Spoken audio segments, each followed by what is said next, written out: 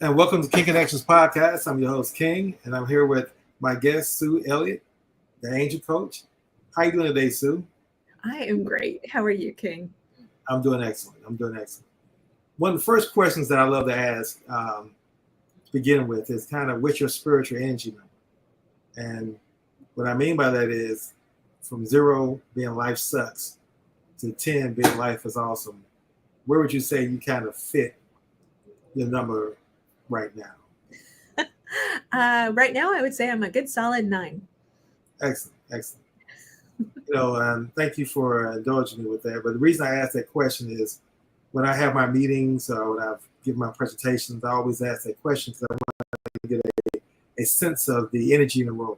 So if people are 2s and 3s or less than 5s, then I know that it's not going to be a very productive and conducive meeting. So I ask those people to kindly leave. Like it's not going to be anything that's beneficial to any one of us if your energy level is at that level.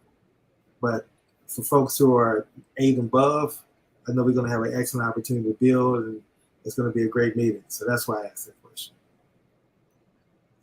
Now, my first question as we begin our interview session is, what do you see as your purpose in life? I would say there's so many levels I could answer that on, but I think at the essence, it's about helping people reconnect with how magnificently unique they are. Now, I believe that we were each created unique, not just on this planet. I mean, we're 7, almost 8 billion people now, and every single one of us is different. So clearly it's not random, Right. But we're unique in all the cosmos. And I believe that that's on purpose, that we were each made the way we are on purpose. And so my purpose is to help people get rid of all the gunk that gets in the way. All the programming that they received as children that said you're too much of this and you're not enough of that, and why can't you be more like your sister? And the limiting beliefs, the false stories, the rules we've made for ourselves that keep us from actually being our amazing expression of the divine. Excellent. Now, how would you define a conscious leader? That's such a provocative question because I don't know that there's any consensus. I mean, I'm in the Conscious Leadership Guild. I've been active in conscious capitalism, but there isn't really a lot of consensus around what it means to be conscious or even what it means to be a leader. Correct. So and I believe it's a journey, right? It's not like you get a college degree or you get a certification and all of a sudden, ta-da, you're a conscious leader forevermore. Right. It's this like ongoing journey of, am I showing up present? Am I feeling triggered? Okay, I'm feeling triggered. What am I going to do about that? I'm going to excuse myself. I'm going to deal with that. I'm going to come back when I can be present. Am I open? Am I curious? Am I resistant? So it's that level of consciousness, that self-awareness in the moment. And then I believe the other aspect that's really important is tuning into divine guidance, whether you call it source or God or the universe. I believe that we need to tune into that inspiration, intuition, creativity, and take inspired action, which is very, very different from motivated action. Absolutely. As a matter of fact, I think that's such an important statement. I want to give you kind of if you wouldn't mind, kind of really expanding on that more, the difference between inspired action versus motivated action. Sure.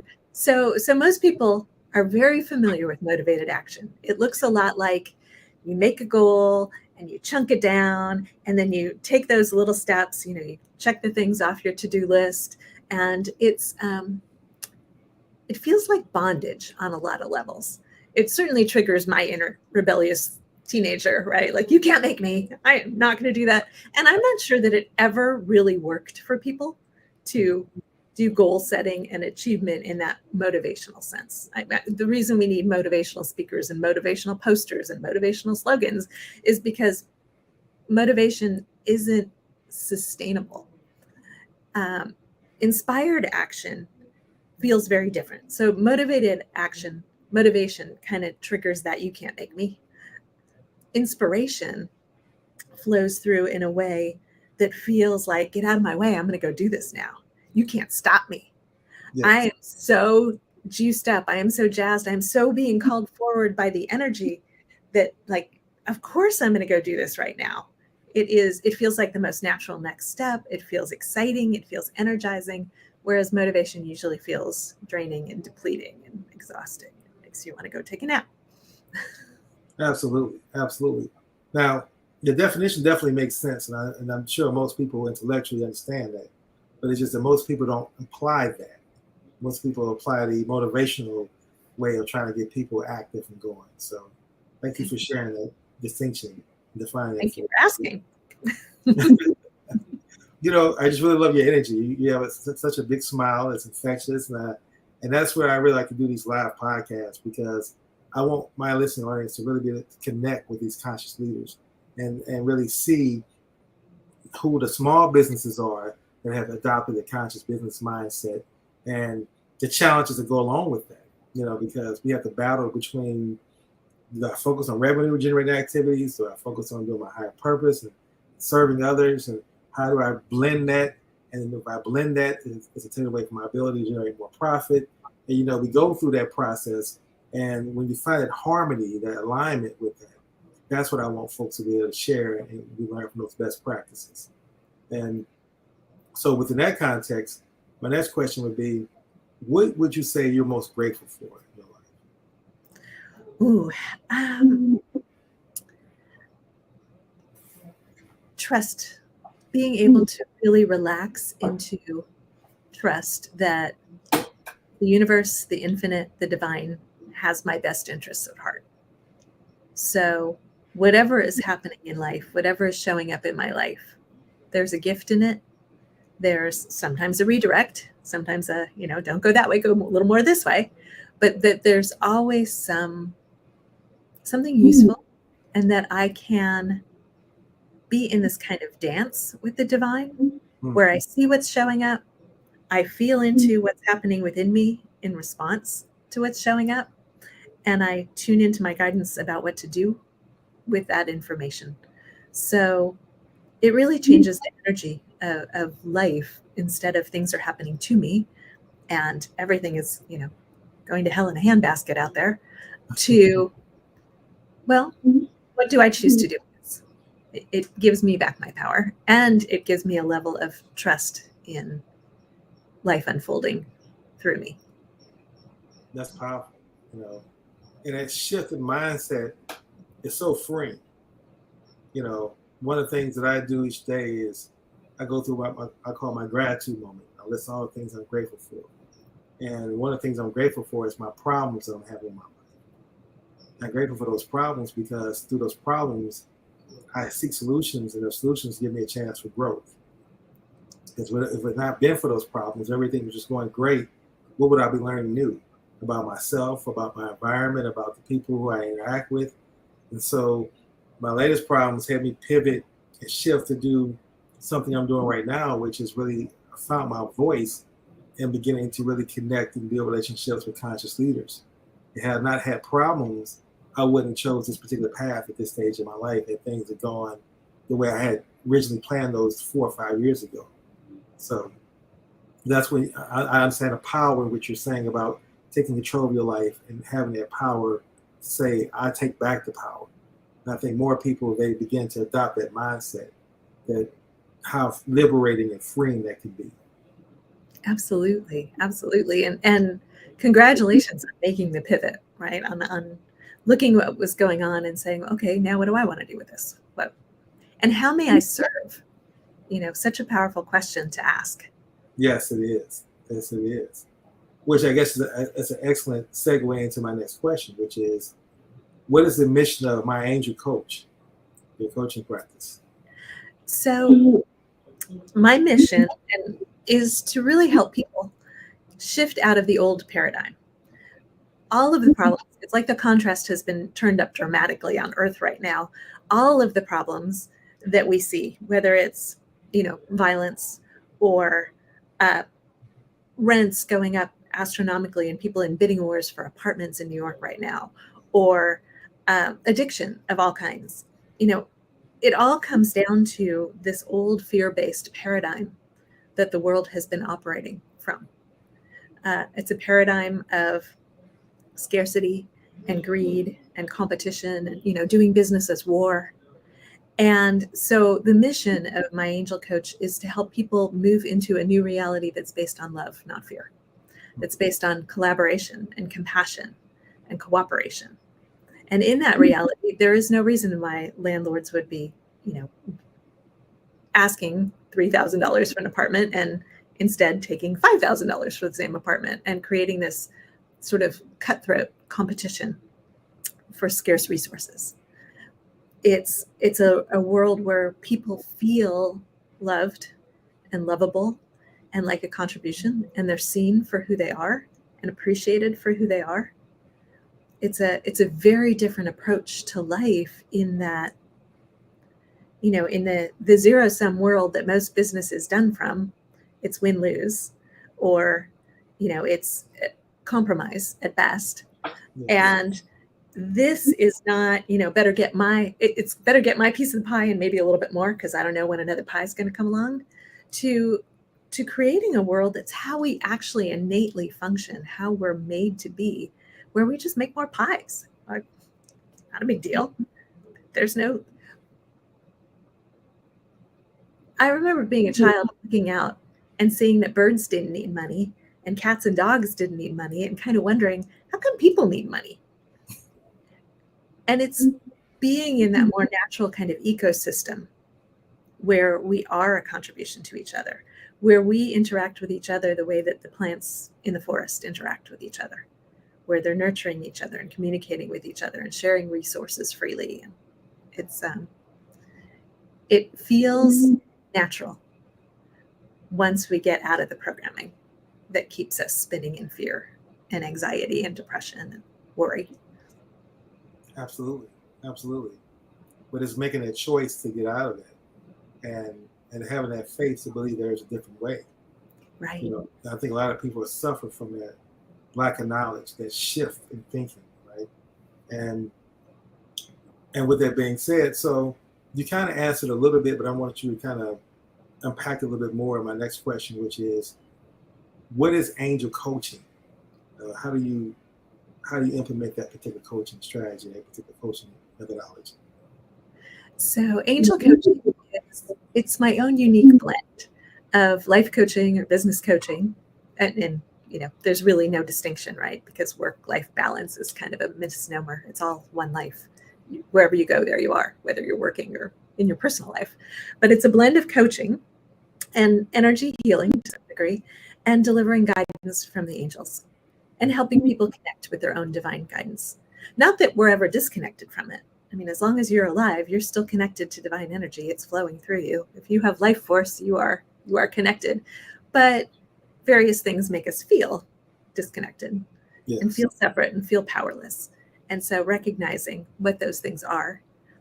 We do a lot of trauma trigger resets on people because there's so much trauma on the planet and so much childhood pain that we help people overcome and dissolve all that subconscious programming, the belief systems.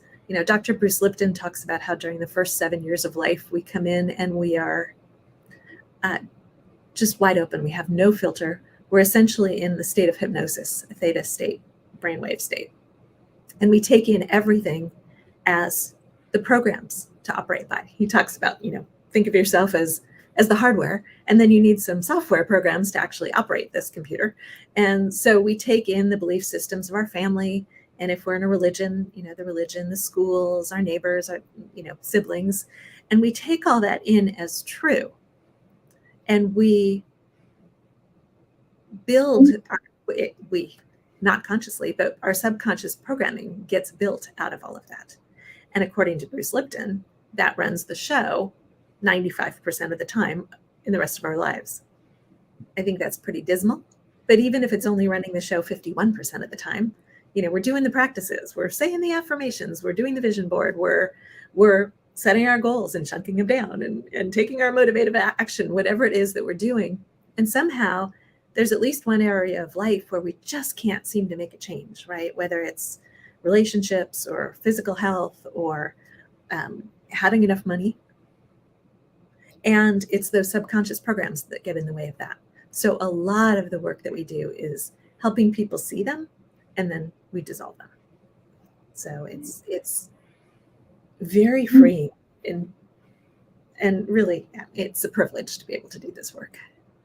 I can imagine it is, because again, you seem like you're full of the energy of love and compassion and positive energy, and you don't get that without loving what you do. I get it firsthand.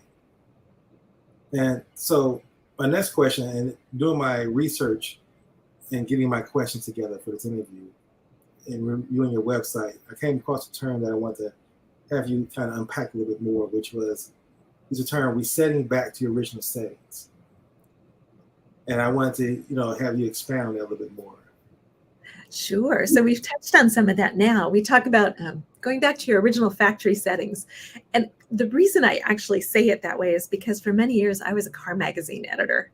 And I used to write hands-on how-to articles, how to rebuild your first engine and how to swap from drum brakes to disc brakes. So going back to factory settings would be resetting you to the way you came off the assembly line if you were a car, or in this case, the way the divine made you as a unique being in all the cosmos.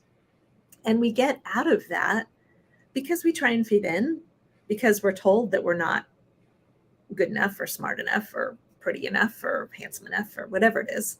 And so we try and be what those people around us think we should be, or tell us we should be, or punish us if we're not.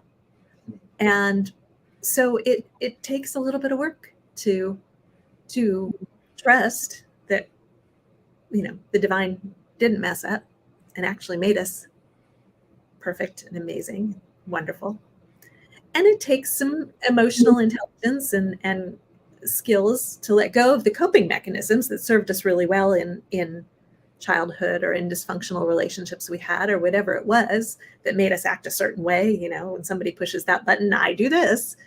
So we have to, snip the wiring on those hot buttons and dissolve those trauma triggers so that people can stay present and stay who they really are and not just, say the same script when somebody gives them the cue again.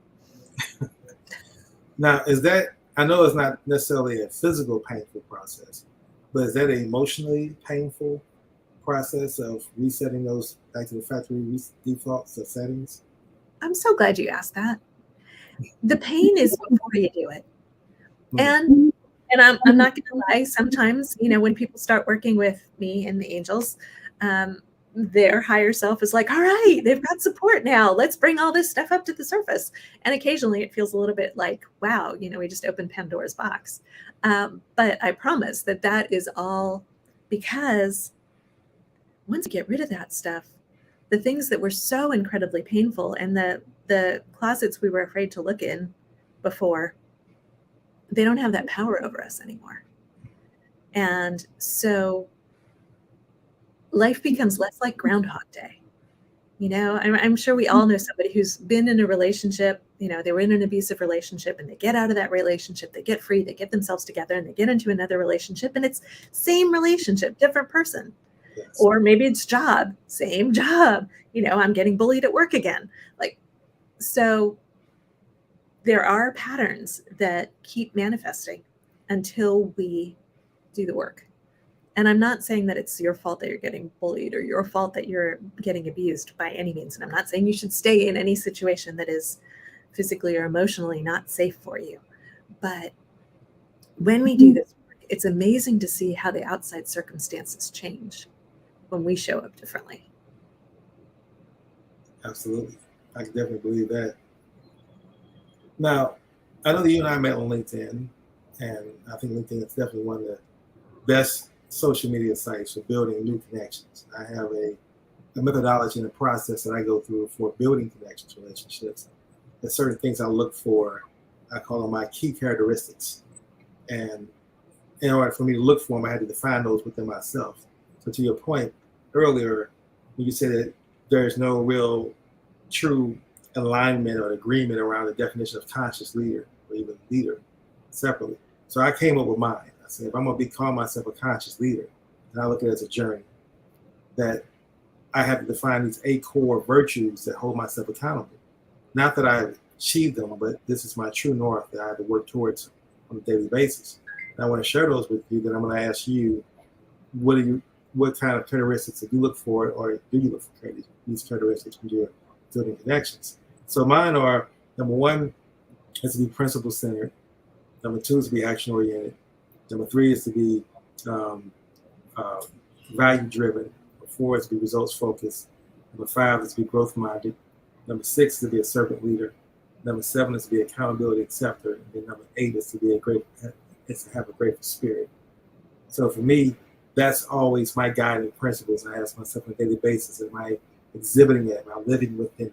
Then I'm also looking for some of those characteristics when I make connections. So that's a long worded question to ask. Do you have characteristics you look for when you're making new connections? So it's going to sound so different from your approach, but I love that. It's more about resonance and feeling harmony with the other person. So it isn't necessarily about what they do, or, are they big or are they small, right? Are they playing on a grand scale or not? It's more about how much harmony I feel in their approach and in what they're doing. And yeah, sometimes it's just that simple. Sometimes okay, so the angels are saying, share this. One of my favorite divine guidance tools, and it's so simple, but it requires us to actually use it, is yummy or yucky. So, if you've ever fed a toddler, if you feed a toddler something yucky, it comes right back out of their mouth. It is innate in the human body, yummy or yucky.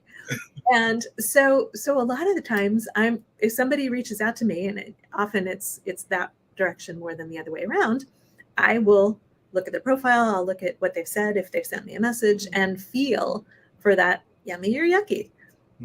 It's pretty simple. I like that, yummy or yucky. One of the beautiful things about working with angels is they make everything simple. I'm learning. Absolutely. Now, as we continue to build on this whole connection process, what would be a great connection for you? Well, I love that you asked that. Thank you. As I was feeling into sort of connections, because I know that's what you're about, the most in service to my network at this point would be impact investors who are interested in working with people who are making a bigger difference in education, transforming, what's being taught in schools, transforming food production and food distribution, health, physical health, emotional health.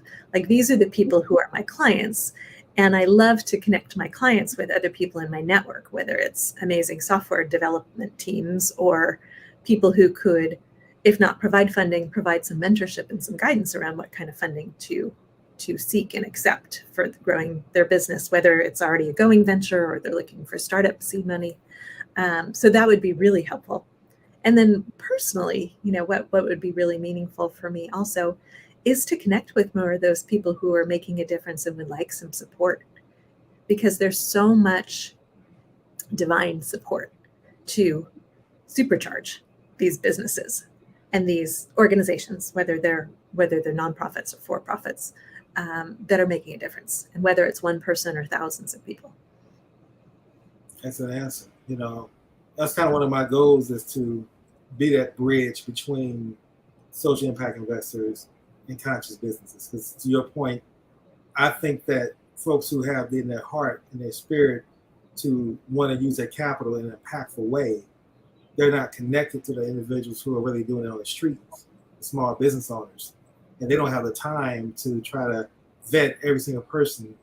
So building that I would say, that resource, that tool that allows them to be able to vet. And these videos, these podcasts, I should say, will have to be that kind of a tool. So I would think that, angels connected you to me for that reason. I'm going to be striving toward that goal. So it's something we'll definitely build towards. Of all the things you've accomplished in your life, what would you say has been the most rewarding? I'd have to say it's the work I do on a daily basis. It's so many times clients come to me in a lot of pain, anxiety, not able to sleep at night, shame, guilt, just struggle in relationship, whether it's at work, with a business partner or with a life partner, and to see the transformation, it's so miraculous. People come in pain, and they go out not just hopeful, but really aware of their own power and how amazing they are, and with a different perspective on the person who may have felt like a persecutor or a villain in their life, with more compassion and love. Not that that necessarily means continuing to be in that relationship, but they come out so powerful and capable and ready to deal with whatever life is bringing them. It's like witnessing miracles on a daily basis. It's amazing. Yes, yes. That's an answer. Again, I feel your joy as you say this, as you share this as well. What are some of the morning rituals that you do to keep yourself in this positive state of mind, in this servitude mindset, and keep you away from all the negative energy that our society tries to throw at you on a daily basis? Yeah, it's such a great question. I mean, how many people start their day by looking at the news or the newspaper or, whatever Apple News is pushing their way, which is, so much of it is so debilitating. So much of it is so fear-based. And we could go into hours of conversation around that, but we don't need to. So I don't start that way. I have disconnected from news. I get what I need to know in the course of regular interactions all day long. So I start my day really by connecting to this future that is being birthed through us right now. This higher level of reality that we are moving to as humanity on this planet. So this love-based, this collaborative, this where work feels like camaraderie and contribution, and we get to show up and use our strengths and our gifts and our natural talents and abilities and be appreciated and seen for that, and see ourselves and appreciate ourselves for that, which is really where the power is, not needing the external approval. And so it's seeing it, it's feeling it, it's even speaking it into being. I can't think of a thing that would be more in service, to each of us as individuals and to all of life. Excellent, excellent. Now, we're down to my final two favorite questions, by the way. And my next question is there a kin connection that you would like to meet? Allow me to define what I mean by kin connections. I'm not saying it based on my name or my company being Kin Connections, but I've come up with this term kin connection as an individual who has reached such a height of success, whether it's financial, career success, that you admire them. And there's someone who you feel if they were to add you to their inner circle, that it would change your life exponentially, because they have the amount of social capital, the influence, and they can change your life, and their energy would change your life, right? And so example for me is someone like Magic Johnson. He's someone who I aspire to meet, I intend to meet, mainly because I think he'd be a great mentor, a great coach, a great advisor, and overall he's a great person.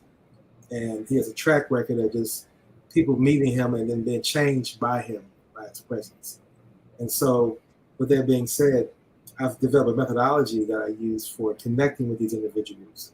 I call Kin Connections, so that when you finally do meet them, because again, I don't want to meet Magic Johnson as a fan and just ask for an autograph. I want to meet where the leverage is not here. We can co-create, and I can bring value and solve a pain point of his through my value that I bring to the table. So with that long-winded question, who would be a great Kin Connection for you? That's such a good question. And it's surprisingly difficult to answer. Because my first thought was Sir Richard Branson, right? Like somebody like that who's really been transforming industries. And then I thought, well, Mary Barra at General Motors. She's amazing, and she touches so many lives, and there's so much opportunity for transformation there. But as I sink deeper into it, I think it's really more like an Oprah, somebody who is very much in this, Super Soul Sunday space, Yes. who already speaks this language, who gets it, and who does have the social capital and the financial capital and connections and who's been devoting years to transforming people's lives, people's experience of themselves. So I'm going to go with Oprah. She's also one of my king connections. You can have more than one. I have several, and Oprah is definitely one of mine because, to your point, you could be a first-time author, and then she can choose your book as a book of the month club, and then just based off that social capital, now you're a New York Times bestseller. Your life's changed just because she decided to read your book and expose it to her network. So, thank you for definitely indulging me with that. And then my last question, which is again one of my favorites, we talk about books now, is there a book that you would like to share with our listening audience that has been either A, the most influential book in your life, or B, a book that you're reading right now that you just want to share, or to your point, let the angels guide you with that answer as well? So the first book I read that got me on this personal transformation journey back in the early 90s, and that I still mention in coaching sessions with clients on a pretty regular basis, is A Return to Love by Marianne Williamson. And the subtitle of it is Reflections on A Course in Miracles. And the underlying teaching of A Course in Miracles is that everything in the world is either coming from love or it's coming from fear. You can see how this might be harmonious with where I'm at on the planet. And A Course in Miracles teaches that if someone or something is coming from fear, it's really just a cry for love. So when you look at somebody who's being aggressive or angry or hurtful, and you see them as crying out for love, it really creates a space for compassion and love. And compassion and love for self first, right? Which might mean getting out of that situation. But it also creates a space that doesn't lead to war. When I'm able to look at your pain and your woundedness and your fear and not attack you back, but to understand, to have compassion and empathy, it changes the world. Yes. Absolutely does. Absolutely does. Well, thank you for that. Do you have any last bit of wisdom you want to share with our listening audience, as well as your contact information? Well, the work that I do is showing up and being, there is nothing more me than doing this work that I do. It's as natural as breathing. And I believe that there's something that feels like that for each of us. And, as we look at more of a gig economy moving forward, I believe that people are going to come together to work and move apart more fluidly than happens right now. Maybe entire teams will go do work together. And that requires a level of trust in ourselves and in others that is challenging right now. But as we start to build these communities of people who are more conscious and self-aware and committed and collaborative, I believe that we are really creating the reality as we go. I mean, some people talk about it as building the bridge in front of us. And it's a nice image of it, actually. And we each have the power to do that by how we show up. Yes. Every moment of every day. And it's the most powerful we can be is intentional to choose how I'm going to show up in this next moment. If I'm going to make a phone call, am I going to call up tech support angry and frustrated and frazzled? Or am I going to take a couple minutes to set myself and call up curious about what's going wrong or hopeful that I'm going to get somebody who knows how to fix it? And we all know that when we call up frustrated and frazzled and angry, it doesn't unfold as joyfully as when we call up full and optimistic that the angels are going to connect me with the perfect person to help and who will understand what my problem is and who actually can speak my language. So intention. If you only take one thing away from this, intention, set your intention before everything you do, before every email you send, before you get in your car and drive somewhere. And if you'd like to reach me, my website is myangelcoach.com. And I would love to hear from you. My email is sue@myangelcoach.com. Well, thank you, Sue. This has been a very enlightening, informative, and I would say spiritually connecting interview. So thank you for that. Thank you for your investment of time. And listening audience, thank you all for tuning in to King Connection Podcast. I hope you found as much value from this interview as I have. And with that being said, I wish everyone a blessed and productive remaining part of the day.